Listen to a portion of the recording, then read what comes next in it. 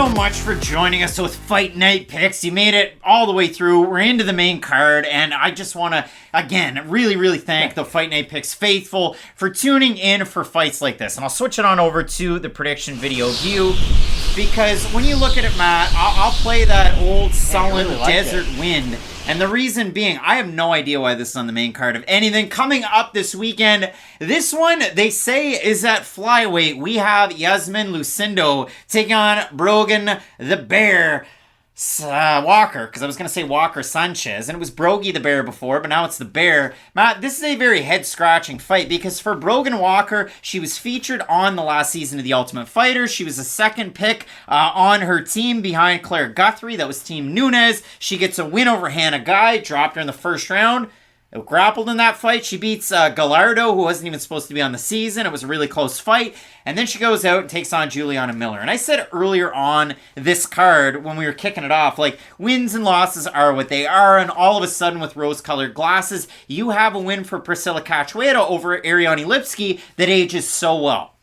Brogan Walker's lost to Juliana Miller now ages so bad because of how Miller looked in her UFC debut against Veronica Hardy not that long ago. But for Brogan Walker, being kind of a southpaw Muay Thai type of striker, Lucindo, also a Muay Thai striker, but for Brogan Walker, she's in, she's out, lead hand's pretty far out. Good box. She throws a really good left hook. She does a bit of a lean back. That's what got her caught against Miller. The takedown defense got her caught against Miller, even though Walker would go in for takedowns in that fight against Miller. And that was the most confusing thing about Walker. She is a very talented striker. She's a jiu-jitsu black belt too, but she was more kind of looking for the takedown, which forced the action. And she got out-scrambled. She got out-scrambled. She lost due to TKO, third round ground and pound by Miller. So she loses, but she still ends up in the UFC. Just like Zach Paunga loses by knockout, but still ends up in the UFC, and he won his UFC debut. So Brogan Walker could win this fight. Now, Matt, for Iasmin Lucindo, she beat Sarah Frota on the regional scene, who was in the UFC and then out.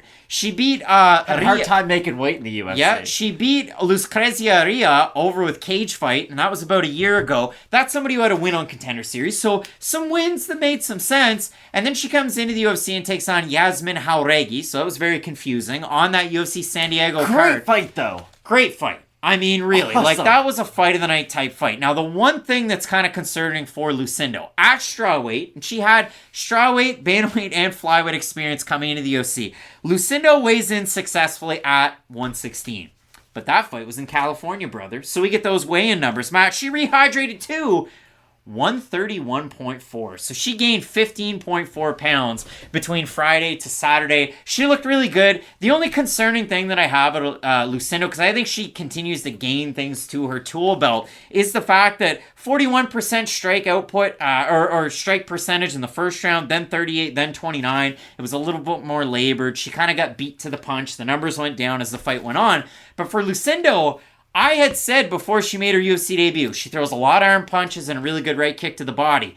But she's kind of tightened things up as things have gone on, and I really have liked that out of Lucindo. I don't know how that's going to carry against somebody like Walker. I still think the output's going to be a big X factor in the fight, though, because for Walker, the story is kind of out on her. Even when she does have success with her striking, the takedowns are still going to be an issue for her moving forward. And again, Lucindo's going to have a lot of her own success. Whoa. They weren't a problem when she fought Miranda Maverick. Her takedown defense carried her to a win. No, but again, for Walker, I think it is going to be difficult for her to find those ranges to where, okay, I can now have success with my striking, and now I'm defending with my takedowns, because she is a talented boxer, but I do think she's going to struggle with fighters who do have that kind of plus output and plus wrestling, because on the in-betweens, we have seen her struggle not only in the past against people like Miller, but her jiu-jitsu's good, her striking's good. I think the wrestling against some of these fighters is going to be difficult for her. Now, if she's able to really damage them on those in-betweens, then yes, she will be able to kind of make up the difference of the control on the other end. And I think that's why this fight is really interesting, because if Lucindo comes into this fight like she did against Jauregui and has a similar matchup to where it's that high output, they're both kind of in each other's faces, I think it will be difficult for Walker to find those ranges to where she can tee off and land those bigger shots, because if Walker does have the range to really kind of frame off and set up her bigger shots, I could see her having success on the outside. Well, and Walker was supposed to be taking on Liang Na back last month. That would have been her debut. Liang Na is out of the matchup, and Iasmin Lucindo was supposed to be taking on Melissa Martinez, so I would think those fights would be at strawweight. Topology says it's at strawweight. UFC Stats says it's at flyweight. UFC.com says it's at flyweight. And the UFC press release that I got to the email says flyweight. So it might switch to strawweight, and that might skew this pick. But for right now, we're going to assume this one is at flyweight. And as I said with Lucindo, she had a catchweight fight that was almost at featherweight at one point and also has flyweight experience. So when you do look at this matchup, Matt, for Walker, she beat Miranda Maverick, defended the takedowns in the first round.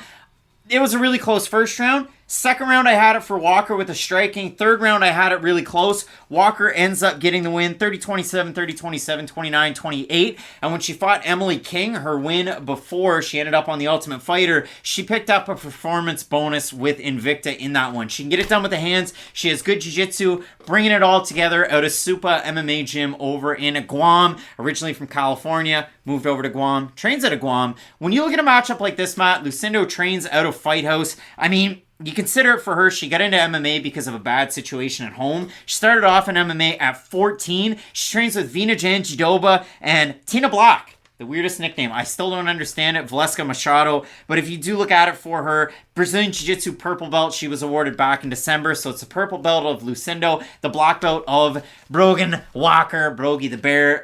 You consider it, Lucindo is a pretty big favorite in the matchup. We have a look at the Topology votes. A lot of shine off that loss for Lucindo.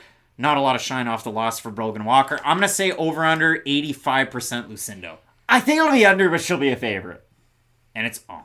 681 total votes, 86% Lucindo, 82% by decision for the 14% that have Walker, 74% by decision. Matt, I think if Walker is going to go out there and mix her martial arts, she can get a win in this matchup. The southpaw look is a little bit different. If Lucindo goes out there and just throws caution to the wind and fights like a banshee, like we've seen her do in the past, Lucindo could definitely get a win in this matchup. I do have Lucindo, the varied, more steady output out of her, but again, Walker, southpaw, tricky sometimes. I think we both said this about Lucindo after her last fight. It was, hey, she lost, but still has a pretty good ceiling, I would say. Like, she's only 21 years old. It's going to continue to get better. It's like Zellhuber lost to Ogden, and then Zellhuber looked good against Manara. Exactly. Looked like a new man. So I think for Lucindo, she can make those improvements as her career progresses. And I do like this matchup against Walker, who, again, isn't the most well-known commodity, but has had some good fights on her resume. And Lucindo being the Muay Thai striker, on her fights on the regional scene, she's billed as a Muay Thai striker, but it was all takedowns. So we'll see if she goes back to that in this matchup with Walker, with that Brazilian Jiu-Jitsu purple belt that she was just awarded, like Lucia Pudzilova tried to do last weekend against Jocelyn Edwards, but the win was taken away. So Matt, when you have a look at this matchup, both of us going with Iasmin Lucindo. We look at it next, Matt, possible fight of the night. Bobby Green is going to be taking on Jared Gordon. Flash Gordon, you're not going to want to miss it. Keep it locked in with Fight Night Picks. We always say, let's get into it.